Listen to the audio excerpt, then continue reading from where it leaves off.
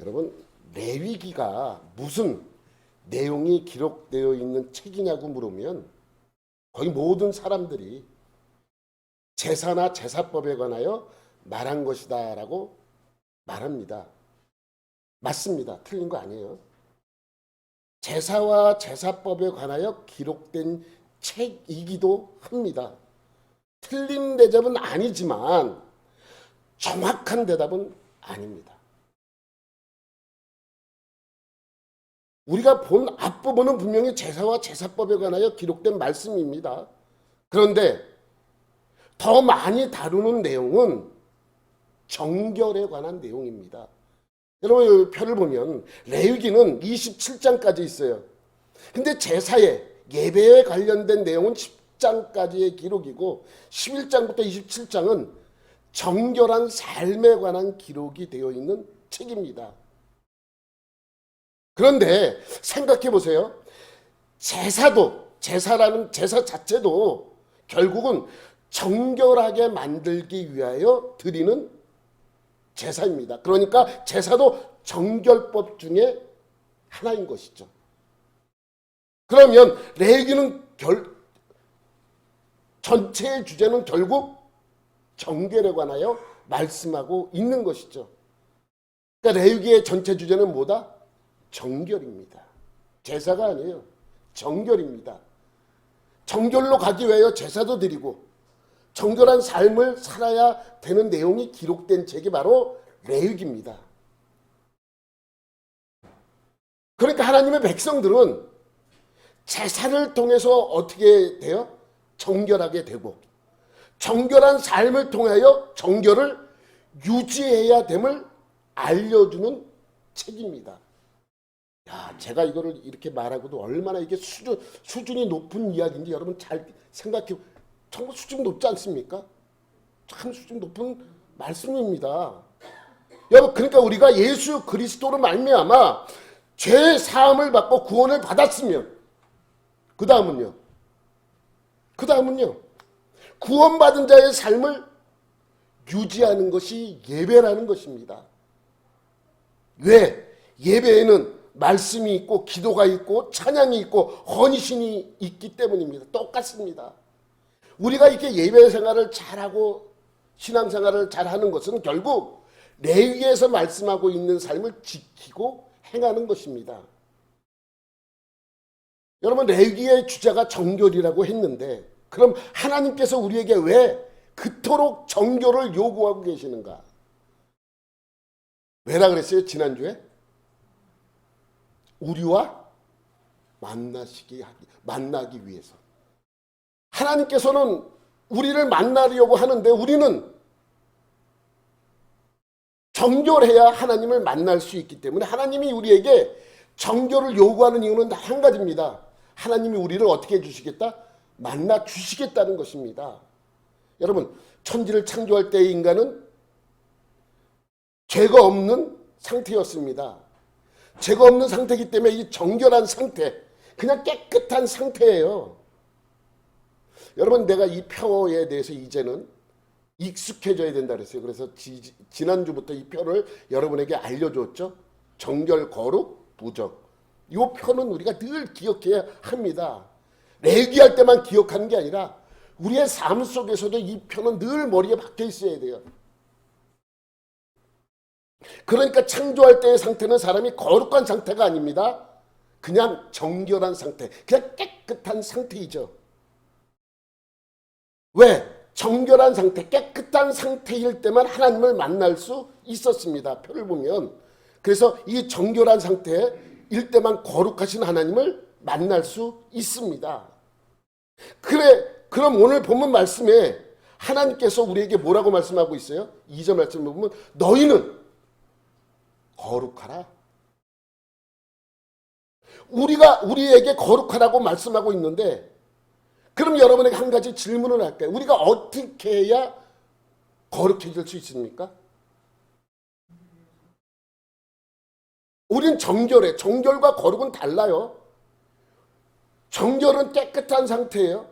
근데 거룩하신 하나님께서 오늘 본문에 너희는 거룩하라고 말씀하고 있는데 그 거룩, 우리가 어떻게 해야 이 거룩함을 얻을 수 있습니까?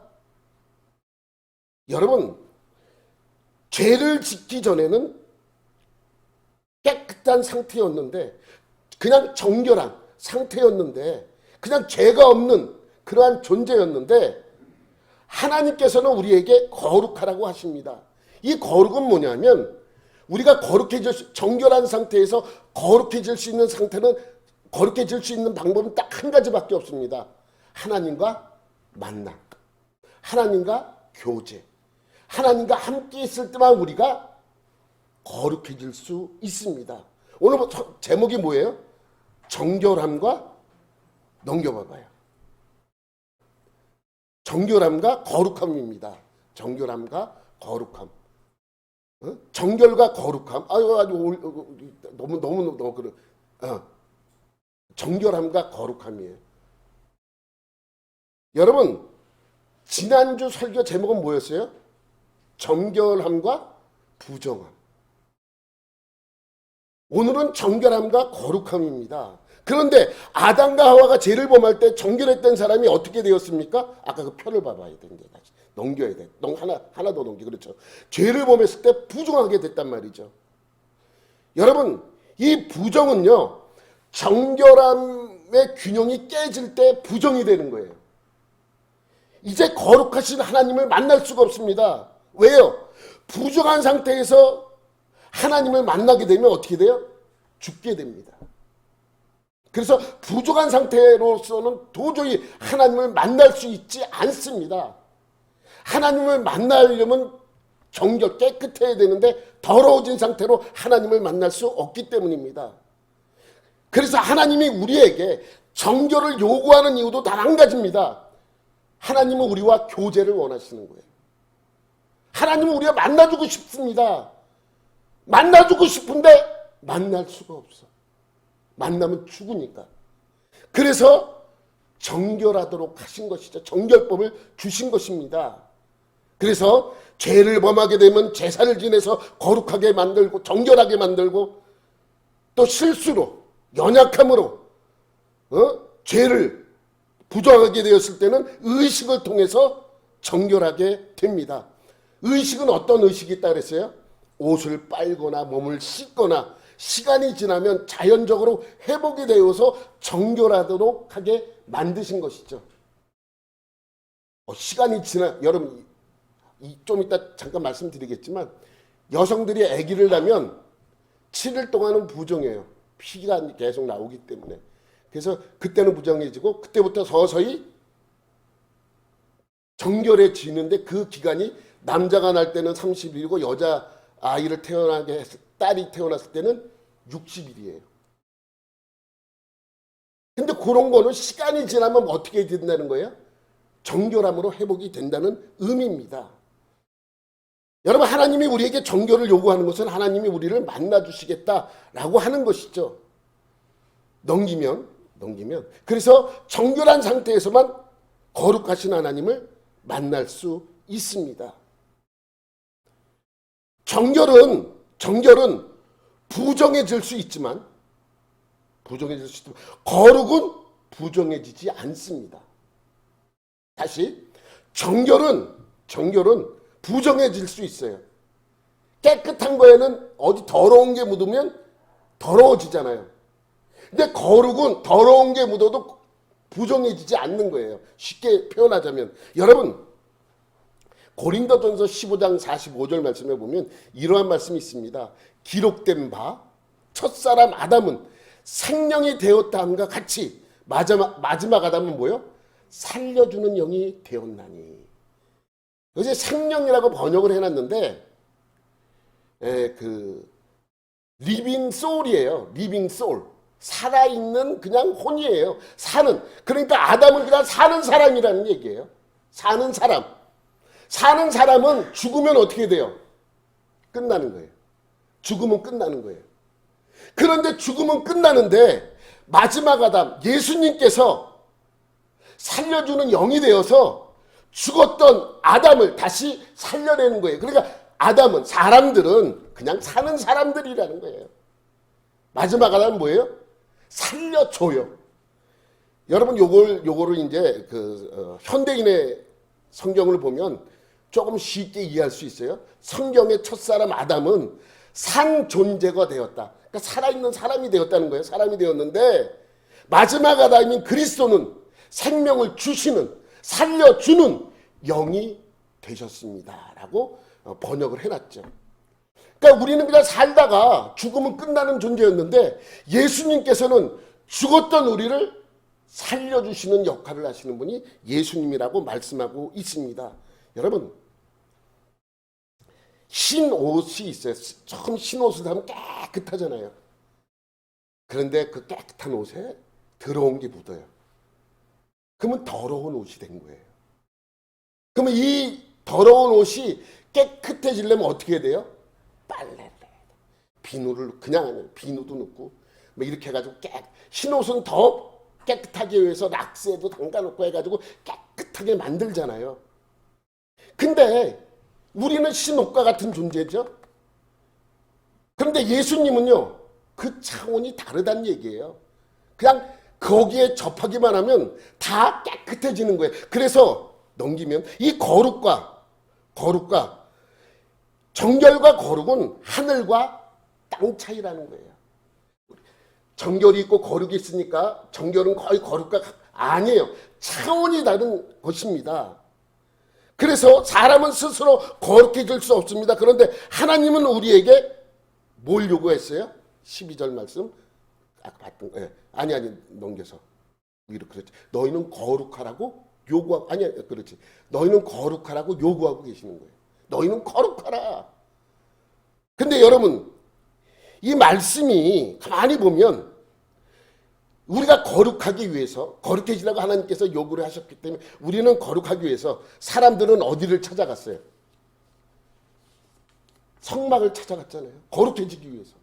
너희는 거룩하라 그래서 거룩해지기 위해서 성막을 찾아갔습니다. 그래서 성막에 가서 뭘 했습니까? 제사를 드렸습니다. 왜? 하나님을 만나기 위해서. 거룩해지기 위해서. 그럼 제사가 이들을 거룩하게 만들었습니까? 성소 안에 있는 떡상과 등대와 분향단이 이 사람들을 거룩하게 만들었습니까? 아닙니다. 무엇이 사람으로 하여금 거룩하게 만들었습니까? 하나님이십니다. 하나님입니다. 이들이 그렇게 죽도록 제사를 드리려는 것도 지성소에 계시는 하나님을 만나기 위함입니다. 지성소에 하나님을 만나기 위해서 제사를 드리고 그렇게 성막에 찾아갔던 것이죠. 왜? 거룩하신 하나님을 만날 때 거룩해질 수 있기 때문입니다. 2절 말씀, 아까 말씀 다시 한번 보면 너희는 거룩하라. 이는 나 여호와 너희 하나님이 거룩함이니라. 이 말씀을 보면 마치 우리가 거룩해질 때 하나님을 만나는 것처럼 느껴집니다. 그저 이 구절 자체가. 그런데 새 번역 말씀에 보면 그 뒤에 거 파란 것만 밑에다 내가 다시 새 번역을 갖다 써 있는데 너희의 하나님인 나 주가 거룩하니 너희도 거룩해야 한다. 라는 의미입니다. 이 말씀은 무슨 의미입니까? 내가 거룩하니 너희도 거룩하라는 의미입니다. 내가 거룩하니 너희도 거룩하라. 근데 그 거룩이 하나님을 만날 때 거룩함이 생기는 것이죠. 여러분, 제가 지난번에 설교했죠. 회막이 왜 성막이 됐습니까? 회막은 만나는 천막이죠. 성막은 거룩한 천막입니다. 만나는 천막이 왜 거룩한 천막이 되었습니까? 하나님이 임재할 때입니다. 우리가 거룩해질 수 있는 것은 한 가지 방법밖에 없어요. 하나님과 만나거나 하나님과 교제할 때 생깁니다. 내가 거룩한 것도 하나님을 만났기 때문에 내가 거룩해지는 것입니다. 하나님이 내 안에 있기 때문입니다. 여러분, 제가 거룩한 것은 제가 목사기 때문에 거룩한 것이 아닙니다. 이 목사라는 타이틀이 나를 거룩하게 만들지 못해요. 목사기 때문에 거룩한 것이 아니라 하나님이 나에게 목사라는 직분을 주셨기 때문에 이것이 거룩한 거예요. 고로 여러분이 무슨 직업을 갖고 있든 상관이 없습니다. 하나님이 그 직업을 여러분에게 주셨다면, 그렇게 믿는다면 여러분이 가지고 있는 그 직업도 거룩한 것이죠. 그러면 결국 일반 성도들도 하나님이 함께 한다면 거룩해지는 것입니다. 목사기 때문에 거룩해지는 것이 아닙니다. 그런데 하나님의 임재를 밀어내는 것이 있습니다. 하나님의 임재를, 하나님이 임재해야 우리가 거룩해지는데 하나님의 임재를 밀어내는 것이 있어요. 무엇이에요? 그냥 죄예요, 죄. 죄가 하나님의 임재를 밀어냅니다. 죄와 거룩은 함께 할 수 없습니다. 거룩은 죄를 깨트려 버리고 죄는 거룩을 멀리해요. 거룩은 죄를 깨트리고 죄는 거룩을 멀리합니다. 여러분, 이런 분이 있죠. 난 저 교회 가면 예배가 너무 길어. 왜 이렇게 길어? 쓸데없는 소리를 왜? 여러분, 저 교회만 가면 찬양을 왜 저렇게 죽도록 저렇게 찬양만 하고 있어? 빨리 하고 빨리 끝내지. 예? 사실 길어서 문제가 아니에요. 길어서 문제가 되는 게 아니라 그거는 그 내면에 있는 죄일 가능성이 큽니다. 죄가 있으면 하나님과 거룩과 멀어질 수밖에 없기 때문에 그렇습니다. 죄는 언제나 거룩하신 하나님의 속성을 밀어내게 되어 있습니다. 그렇기 때문에 죄의 문제를 해결하지 않으면 이러한 문제가 반복이 되는 겁니다. 교회는 이러한 문제, 거룩하신 하나님과 죄인의 인간의 문제를 다루는 곳입니다. 이것이 복음이죠. 근데 요즘 교회는 어떻습니까? 복음 다루지 않아요. 뭐 다룹니까? 자기 개발하는 거. 가정생활 잘하는 거. 네? 요즘 교회는 복음보다도 이러한 것을 다룬다. 그럼 대개 교회가 세련되게 보여지고 수준이 높다고 생각이 되어집니다. 여러분, 수준 높은 교회는 아까 제가 얘기했죠. 이것을 다루는 교회들이 수준이 높은 거예요. 왜 자꾸만 곁다리에 눈이 가고 새길에 눈이 갑니까?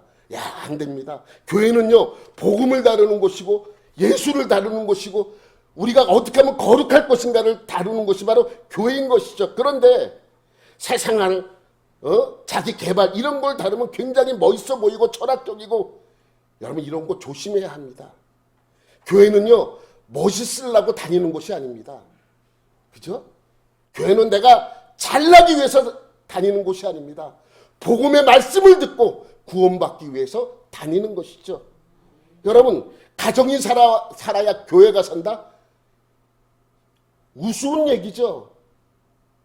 그래서 가정생활을 많이 다뤘어요, 교회들이.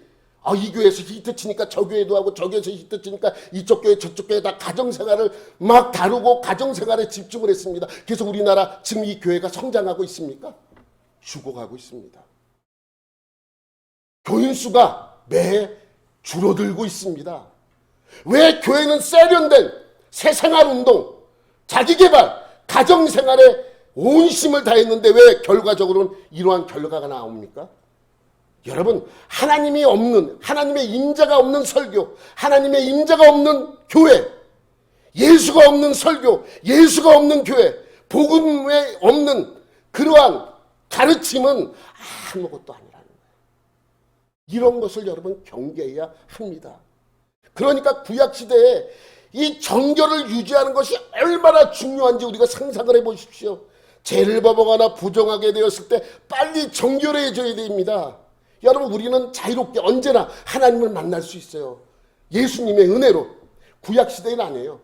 하나님이 임재해야 만나는 거예요. 만날 수가 있습니다. 그러니까 언제 임재할지 모르는 하나님을 만나기 위하여 이들은 그 정결을 유지하는 거예요. 오늘 내가 부정해졌으면 빨리 정결하게 해야 됩니다. 의식을 행하거나 제사를 해서라도 내가 정결을 유지해야 돼요. 이 구약시대의 정결은 하나님이 언제 임재할지 모르니까 정결을 하고 있는 것입니다. 왜? 하나님의 임재를 경험해야 거룩으로 나아갈 수 있기 때문입니다. 그래서 계속해서 성막에 가서 제사를 지내고 의식을 행하고 왜 그렇게 합니까? 하나님의 임재를 경험하고 싶어서 그렇습니다. 자기도 이 말씀대로 내가 거룩하니 너희도 거룩하라니 이 말씀을 실행하기 위해서입니다. 그래서 정결을 유지했습니다. 여러분, 그래서 유대인들이 경건한 유대인들 같은 경우는 지금도 아이들에게 모세오경을 통째로 암기시킨다고 했잖아요. 그 중에서도 뭘 제일 먼저 암기시킨다고요? 레위기입니다. 왜? 정결한 삶을 살아가게 하기 위해서. 그렇잖아요. 그러니까 이 유대인들에게는요, 아까 그 세 가지 표, 정결, 거룩, 부정, 이거는요 머리에 박혀 있습니다. 늘 정결함을 유지하기를 원하는 거예요. 예? 먹을 때도 이것이 정말 깨끗한 것인가? 살아갈 때도 내가 뭔가 저거 했을 때도 이것이 정말 정결한 삶인가? 이것을 늘 느끼라는 것이죠. 이건 괜찮아. 이건 괜찮은 거야. 이건 안 되는 거지. 이것이 머리에 박혀 있습니다. 이것을 배우려면 뭘 해야 된다고요? 레위기를 알아야 돼요. 여기 보세요. 레위기가 이제 10장까지는 제사에 대한 내용이고 11장부터는 이제 정결에 대한 규례인데 11장에 제일 처음에 나오는 게 먹는 규례예요. 그래서 굽이 갈라지거나 되새김질하는 것만 먹게 되어 있습니다. 12장은요. 아이 낳는 규례예요. 아이 낳아서 남자아이는 7일, 여자아이는 14일, 그리고 30일, 60일 이렇게 규정해 놓았죠. 그리고 13장, 14장은 악성 피부병이나 나병에 대해서 규정하고 있습니다. 이 나병이라는 것은 얼마나 부정한 병인지 이들이 알 수 있어요. 15장은 유출병에 관한 규례입니다. 유출병이라는 건 피를 계속 흘리는 거예요. 내 몸에서 어딘가에서 피가 계속 나온다면 이거는 부정한 것입니다. 큰 병에 걸린 거나 마찬가지잖아요. 그래서 그거에 대한 부정함을 알려주는 것이고 18장부터 20장까지는 정결한 삶을 요구하고 계시는 거예요. 우상을 섬기지 말고 가나안 우상을 따르지 말고 자식을 제물로 드리지 말고 접신하지 말고 무당을 따르지 말고 남의 아내와 간음하지 말고 가족의 하체를 범하지 말고 이방의 가증한 신과 풍속을 따르지 말라. 그리고 21장, 22장은 제사장들이 제사를 드리고 남은 음식을 먹는데 어떻게 해야 정결하게 먹는 것인가 그걸 알려주는 것이고 23장부터 27장까지는 절기에 하나님께 드리는 제사를 어떻게 하면 정결한 방법으로 제사를 드리냐 이 방법이 기록되어 있는 것이죠. 그러니 유대인들의 머리에는 이것이 박혀 있습니다. 여러분 우리나라 한번 보죠. 우리나라는 뭐가 박혀 있어요? 어렸을 때부터 유교 사상이 많이 박혀 있잖아요. 지금은 조금 희석되어 있지만 유교적 사고방식이 많이 박혀 있습니다. 여러분 유교에서 제일 먼저 얘기하는 게 뭐예요? 장유? 그렇죠. 어른을 잘 섬기는 것부터 얘기를 합니다. 여러분 그래서 식사할 때도 어른이 숟가락을 안 들면 나이 어린 사람 숟가락을 안 잡아요. 그래서 눈치만 보죠. 왜 빨리 숟가락을 빨리 먹지. 저렇게 말이 많어. 이런 생각을 해도 마음속은 그렇게 생각을 해도 기다립니다. 어른이 먼저 먹어야. 요즘 아이들은 안 그래요. 우리나라는 유교적인 사상이 있기 때문에 그렇습니다. 미국이나 유럽 같으면 그러지 않습니다. 제일 먼저 누가 먹습니까? 아이들이 먹어요. 모든 순서가 아이들이 우선이에요. 여러분 미국 가보세요. 어디 들어가 아이들한테 뭐 범죄한 것은 벌이 배나 더 커요. 아이들 유괴하거나 아이들 성범죄하거나 아이들을 학대하거나 이런 여러분 아동 학대 신고가 들어오잖아요. 부모로부터라도 격리시켜놔요. 첫 번째가 뭐라고요? 아이들이에요. 두 번째는 누군지 아세요? 두 번째 돼야 노인입니다. 노인들. 세 번째는 여자예요. 예? 네 번째가 돼서야 남자라고 생각하는 남자 아니에요. 네 번째는 개, 강아지. 그리고 마지막에 사람이에요. 남자예요. 그 정도로 이 서양과 미국의 사고방식 자체가 다른데 우리나라 사람은 유교적 사고방식에서 배워왔기 때문에 그런 건데 유럽은 그렇잖아요. 그래서 미국 사람이나 유럽 사람들한테 유교적인 사상을 이야기하면 이해하지 못해요. 여러분 우리나라 스포츠 스타들이 유럽이나 미국 가서 오래 하잖아요. 그리고 감사하다는 표현으로 모자 벗고 인사를 이렇게 하잖아요. 쟤 뭐 하는 거야?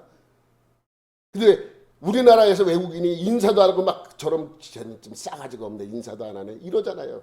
그러니까 그게 다 유교적 사고방식이 자리 잡고 있었기 때문입니다. 그런데 우리나라 사람은 무슨 일만 있으면 이 어른과 아이를 구분하기 때문에, 나이 많은 사람과 어린 사람을 구분하기 때문에 무슨 일만 있으면 뭐부터 따져요? 너 나이 몇 살이니? 너 몇 살이야? 그게 무슨 상관이에요? 지금 다른 잘못하고 있는데 네 나이 따져서 뭐 하는 거야? 근데 왜 그러냐면 그것이 유교적 사고방식이 강하기 때문에 그렇습니다. 너 몇 살이니? 여러분, 레위기법이 통째로 머리에 박혀있는 그 유대인들에게 메시아를 소개해주는 책이 뭐예요? 마테마가 누가 요한 중에? 마태복음이에요. 마태복음은 유대인들을 상대로, 유대 그리스도인들을 상대로 쓴 책입니다. 마가복음은요, 로마에 살고 있는 로마 그리스도인들을 위해 쓰여진 책이고요. 누가복음은요, 헬라 그리스도인들을 위해서 쓰여진 거예요. 요한복음은요, 모든 사람들을 위해서 쓰여졌어요. 그래서 포인트가 달라요. 여러분, 그 마태복음을 읽을 때는 누구를 알아야 돼요? 유대인을 알아야 되잖아요. 근데 유대인을 알려면 뭘 알아야 돼요? 레위기를 알아야 되겠죠. 여러분, 그래서 이 마태복음에 강조되어 있는 것은 유대인들의 대상이기 때문에 유대인들은 메시아를 어떤 사람이라고 생각을 해요? 왕으로 오신, 다윗과 같이 왕으로 와야 돼요. 그래서 이 유대를 해방시키고 다윗 시대와 같은, 솔로몬 시대와 같은 위대한 나라로 만들어주는 게 메시아예요. 그래서 예수님을 누구로 이야기합니까? 왕으로 얘기하는 거예요. 네? 여러분, 이 마태복음 읽으면서, 마태복음은 시간 순서대로 기록되지 않았습니다. 저기는 이게 뒤에 나오는데 왜 앞에 나와 있지? 놀라지 마세요. 이 마태복음은요, 이렇게 내용 중심으로 이렇게 모아놨어요. 그래서 5장부터 7장까지는 예수님의 설교를 모아놓은 거예요. 산상수훈 하면 한 장소에서 설교를 다 한 것 같은데 아니에요. 예수님의 설교를 주로 모아놨고 8장부터 9장까지는 예수님의 10가지 기적을 모아놨어요. 그리고 13장 이후에는 비유를 모아놨어요. 비유. 그래서 시간 순서적으로 되어 있죠. 누가복음은 달라요. 누가복음은 시간 순서적으로 나열했어요. 그래서 설교하고 기적하고 비유하고, 설교하고 기적 나타나고 비유하고, 이런 것이 반복이 되는데 이 마태복음은 그렇지 않아요. 어떠한 사건을 모아놓은 것이죠. 그러면 마태복음을 쉽게 이해할 수 있으려면 유대인을 알아야 되고, 유대인을 알려면 레위기를 알아야 되는데, 유대인의 머리에는 뭐가 박혀 있어요? 레위기가 박혀 있어요. 레위기는 무엇을 말하는 거예요? 정결을 말씀하고 있는 것입니다. 죄를 범하거나 실수를 하게 되면 부정하게 되는데, 이때는 어떻게 하느냐? 이때는 하나님 앞에 바로 나가지 못해요. 그래서 이들은 둘 중에 하나를 선택해야 됩니다. 이들에게 정결한 삶을 유지하는 것이 얼마나 중요한 것인지 알 수 있습니다. 그러니까 정결을 기억하고 그 상태에서 마태복음을 읽어보세요. 너무 이해가 쉽게 될 것입니다. 여러분, 예수님의 기적을 8장부터 9장에 이렇게 10가지를 쫙 연속해서 기록해 놨는데, 첫 번째 이적의 내용이 뭔지 아세요? 8장 1절 3절에 보면 이런 말씀이 있습니다. 시작. 예수께서 산에서 내려오시니 수많은 무리가 따르니라. 한 나병 환자가 나와 절하며 이르되 주여 원하시면 저를 깨끗하게 하실 수 있나이다 하거늘. 3절 넘기면 예수께서 손을 내밀어 그에게 대시며 이르시되 내가 원하노니 깨끗함을 받으라 하시니 즉시 그의 나병이 깨끗하여 진지라. 여러분, 나병 환자는 레위기에 의하면 정결한 상태입니까? 부정한 상태입니까? 부정한 상태. 누가 놀랄의 여지가 없어. 왜? 레위기에 나병 환자를 지칭해서 말씀하고 있기 때문에 나병 환자가 그래도 좀 깨끗한, 아니에요. 누가 뭐래도 논란의 여지가 없어. 이 나병 환자는 부정한 사람이에요. 그러면 이 부정한 사람이 하나님께 나아간다면 어떻게 돼야 돼요? 죽어야죠. 레위기의 논리라면 죽어야 합니다. 근데 마침 자기가 하나님이고 자기가 하나님의 아들이라고 하는 예수라는 사람이 등장을 했단 말이죠. 근데 나병 환자가 나와. 생각을 한번 해보세요. 그럼 유대인들이 볼 때 저 사람이 정말 하나님이고 하나님의 아들이라면 저 나병 환자가 나와서 예수를 만나면 어떻게 돼야 돼요? 즉사해버려야 돼. 그렇잖아요. 그게 맞죠. 그래야 논란의 여지가 저 사람이 정말 하나님이고 하나님의 아들이었구나. 이렇게 되는데, 그래서 많은 사람들이 집중해서 보고 있었습니다. 왜 유대인들은 그렇게 생각을 하고 있었어요? 레위기에서 그렇게 말씀하고 있었으니까. 그렇게 이제 나병 환자가 오니까 나병 환자와 예수님을 번갈아 가서, 야, 나병 환자다? 하나님의 아들이라고 주장하는 사람이다. 하나님 부정한 사람이다. 거룩한 사람이다. 계속 그러한 상태로 보고 있었습니다. 그런데 여러분 어떻게 해요? 나병 환자, 죽어야 될 나병 환자가 어떻게 됐어요? 넘기니까 죽지 않았어요. 그러니까 많은 사람들이 어떻게 생각해요? 유대인들이 그럼 그렇지 뭐 지가 하나님의 아들이라고 놀고 있네. 이렇게 유대인들이 생각했을 거 아니에요. 그렇지 않겠습니까? 야, 지가 하나님이라면 저 나병 환자가 죽어야 되는데 죽지도 않았어. 말도 안 되죠. 하나님의 아들이라고 말도 안 되는 소리 하고 있네. 그런데 놀라운 일이 발생을 합니다. 여러분 2절 말씀 우리가 다시 한번 볼게요. 나병 환자가 요구하는 게 병 낫기를 요구하는 게 아니에요. 뭐 되기를 원해요? 깨끗하게 정결하게 되기를 원하는 거예요. 아니 내가 지금 나병 환자, 예수님이 병 고쳐 막 주고 막 이러는 분이야. 그럼 가면 내 이 나병 좀 고쳐주세요. 이렇게 얘기를 해야 되는데 여기는 그렇게 표현하지 않아요. 어떻게 하라고요? 깨끗게 해달라. 깨끗게. 결과적으로는 다를 게 없어요. 나병 때문에 부정하게 된 사람이 나병이 나면 깨끗해지면 낫는 거예요. 그러니까 같은 말이지만 표현을 왜 이런 식으로 했나? 이들에게 뭐가 머리에 박혀 있어요? 정결, 거룩, 부정.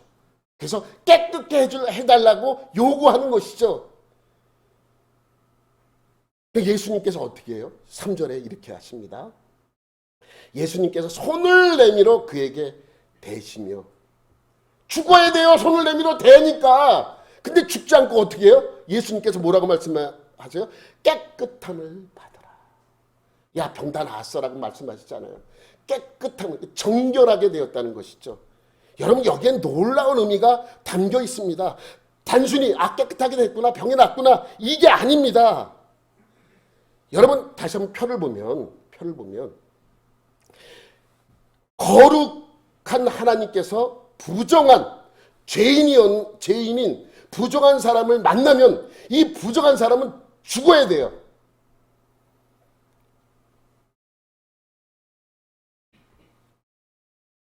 근데 부정한 죄인이었던 이 사람이 죽지 않았습니다. 어떻게 된 거예요? 그러면 레위기의 말씀은 다 거짓말이라는 얘기입니까? 여러분 여기엔 놀라운 의미가 있습니다. 여러분 거룩하신 하나님께서 부정한 인간을 만났어요. 그럼 죽어야 되는 게 레위기의 원리고 구약의 원리입니다. 근데 죽지 않았어요. 죽지 않으려면 어떻게 해야 돼요? 이 부정한 사람이 어떻게 해야 돼요? 정결하게 돼야 돼요. 네? 여러분 그래서 유대인들이 놀라고 의문을 품게 되는 거예요. 뭐예요? 이 예수가 누구지? 저 사람 누구이기에 부정한 사람이 정결한 사람이 되었을까? 정결함이 되었다는 건 뭐예요? 병이 나았다는 것이죠. 저 사람이 누군데 이 사람이 이렇게 정결한 사람이 되었을까? 어떻게 예수라는 사람이 손을 내밀어 그에게 대자마자 이 부정한 나병 환자가 정결한 사람이 되어서 병이 나았을까? 라는 의문이 생기는 것입니다.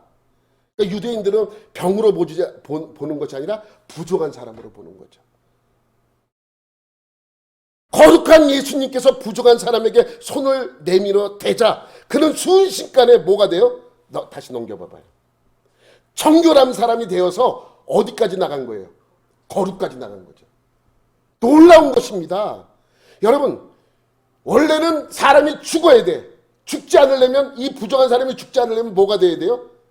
정결한 사람이 되어 있어야 되는데 이미 이들은 부정한 사람이야. 근데 예수님이 손을 대자마자 이 사람이 정결한 사람이 되어서 죽지 않는 것이죠. 근데 정결로 끝나면 아무 의미가 없죠. 어디까지 올라가는 거예요? 거룩까지 올라가는 거예요. 여러분, 여기에는 놀라운 의미가 있죠.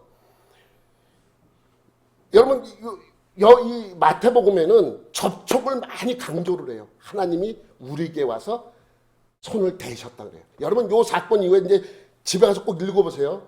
마태복음 8장 요 사건 이후에 어떤 사건이 나오냐면 베드로의 장모가 열병이 걸린 것이 나와요. 근데 예수님께서 이 열병 걸린 베드로 장모를 고쳐줄 때 어떻게 고치는지 아세요? 그의 손을 잡아요. 그의 손을 잡아주니까 그 병이 나아요. 그 사건 이후에 또 뭐가 나오냐면 12년간 혈류증을 앓고 있는 여인이 나와요. 혈류증도 여러분 보세요. 레위기에 의하면 혈류증도 무슨 병이에요? 부정한 병이에요. 이것도 논란의 여지가 없어. 이 부정한 여인이 예수님께 와서 고침을 받죠. 근데 예수님이 일로 와. 그리고 예수님이 만져줍니까? 아니, 누가 만져요? 이 여인이 예수님을 만져요. 어떻게 됐건 이 여인이 예수님을 만나면 이 여인도 역시 부정하기 때문에 죽어야 되는데 죽지 않아요. 죽지 않고 어떻게 만들어줘요? 정결하게 만들어주는 거예요. 그러니까 순식간에 병이 떠나가니까 예수님께서 뭐라고 말해요? 너를 구원하였다. 거룩으로 결론을 맺게 돼요. 여기. 이는 제 마음에 그 겉옷만 만져도 구원을 받겠다 함이라. 예수께서 돌이켜 그를 보시고 이르시되 따라 안심하라. 내 믿음이 너를 구원하였다 하시니. 그게 여러분 두 가지예요. 예수님이 내게 와서 나를 만지든지 내가 예수님을 만지든지 그리고 우리는 순식간에 정결함으로 죄가 없는 상태로 갔다가 거룩으로 나가는 것, 구원을 받게 되는 것이죠. 이것이 이 정결과 거룩과 이 부정의 도표에 담겨 있는 깊은 뜻입니다. 여러분, 그 사건 이후에 또 무슨 사건이 나오냐면 한 관리의 딸이 죽어요. 그래서 예수님께서 가요. 그래서 다 죽었다 그러죠. 아니다, 잔다 그러죠. 그리고 그 딸, 관리의 딸을 살릴 때 그 손을 잡아줘요. 또 터치를 해줘요. 여러분, 시체는 레위기에 의하면 어떠한 상태예요? 부정한 상태예요. 그러면 죽었던 사람이 또 죽어야 돼.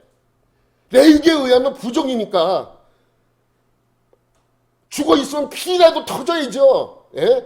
그런데 살아납니다. 그러니까 이 마태복음 예수님과 접촉을 강조하고 있는 거예요. 요한복음은 말씀을 강조하잖아요. 말씀으로 귀신이 쫓고, 말씀으로 병든 자가 낫고, 말씀으로 구원에 이르고, 말씀을 강조하고 있는데, 이 마태복음은 접촉을 강조하는 거예요. 예수님을 만남을 강조하고 있는 것입니다. 그러니까 이 마태복음은 성막의 도표가 담겨져 있는 책이에요. 이 성막에 오는 이유도 하나님을 만나기 위해서 오는 거잖아요. 계속해서 성막에 만나러 오지만 만나지 못하고 돌아가는 이들의 그 비참함, 안타까움, 그것이 오늘 이 마태복음을 통해서 보여주고 있는 것이죠. 마태복음은 접촉, 만남을 강조하고 있습니다. 그러면 오늘 이 마태복음의 내용이라면 레위기가 틀린 거잖아요. 그죠? 부정한 것이 거룩한 것을 만나면 죽어야 합니다. 그런데 죽지 않습니다. 그럼 레위기가 틀렸습니까? 아니, 죽지 않으면 죽는 신용이라도 해야죠. 죽는 척이라도 뒤로 나가서 쓰러질 기라도 해야죠. 어떻게 된 겁니까? 아니, 그럼 레위기의 말씀은 완전히 다 틀린 거 아니에요? 지금까지 우리가 알고 있는 모든 것은 다 가짜 아닙니까? 여러분, 아닙니다. 죽긴 죽었어요. 죽긴 죽었습니다. 예수님이 만지는 순간, 또 예수님을 만지는 순간 죽긴 죽었습니다. 누가요? 예수님이 죽은 거예요. 우리가 죽어야 되는데 우리가 죽게 만들지 않고 당신께서 죽으신 것입니다. 우리를 대신해 우리가 죽어야 될 그 자리에서 예수님이 대신 죽으신 것이죠. 그리고 우리를 살리신 거예요. 그 죽음, 그 고난이 이번 주 한 주간입니다. 그래서 우리는 이 날을 고난주간으로 섬기게 되는 것이죠. 그러니 고난주간은 단순히 예수님이 고난당한 날이구나, 예수님이 십자가에 못 박히신 돌아가신 그 주간이구나, 아닙니다. 내가 고난당한 날이고 내가 죽은 날이어야 합니다. 그래서 우리는 제사 없이 정결하게 되었고 하나님이 내게와 나를 만나주시니 거룩하게 구원받게 된 것입니다. 여러분, 이번 고난주간은 예수님이 여러분에게 오셔서 예수님이 여러분들을 만지시든지 아니면 여러분들이 예수님을 만지든지 둘 중에 하나가 이루어지는 고난주간이 되어야 합니다. 그래서 예수님의 놀라운 정결함과 거룩함이 오늘 우리에게도, 우리 생활에게도 임할 수 있도록 기도해야 합니다. 그래서 여러분의 간절함이 하나님께 상달되는 한 주간, 고난주간이 되시기를 예수님의 이름으로 축원합니다. 하나님 아버지 감사합니다. 오늘도 예수님으로 말미암아 정결하여지고 예수님으로 말미암아 거룩으로 나가는 복된 자들이 되게 하여 주옵소서. 감사드리며 예수님의 이름으로 기도드립니다. 아멘.